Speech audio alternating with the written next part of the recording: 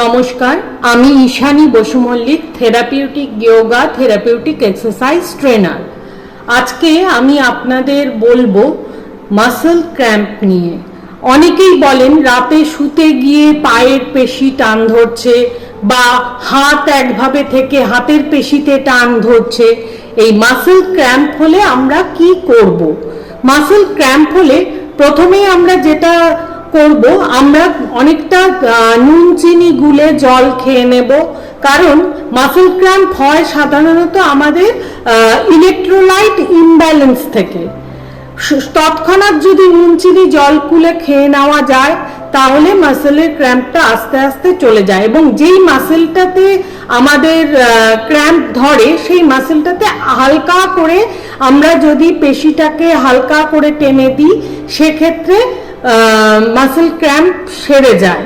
এবং যখনই আপনার দেখা যাবে যে, এবং পর্যাপ্ত পরিমাণে জল খেতে হবে, 2 থেকে 3 লিটার জল যাতে প্রতিদিন খাওয়া হয় সেদিকে নজর দিতে হবে।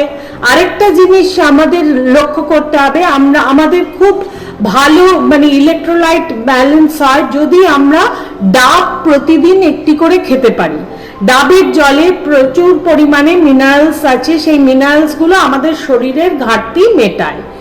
আপনারা অবশ্যই যখনই মাসল ক্র্যাম্প হবে তখন বেশি করে জল খাবেন, এবং ইলেকট্রোলাইট ইমব্যালেন্স হয়েছে কি যদি হয় তাহলে সেক্ষেত্রে ডাবের জল, ইলেকট্রোলাইট, ওআরএস আপনারা খাবেন। আরও বিস্তারিতভাবে জানতে এবং শিখতে আমাদের সাথে যোগাযোগ করুন। আমাদের অনলাইন ক্লাস জয়েন করুন। আমাদের চ্যানেলটাকেও সাবস্ক্রাইব করুন।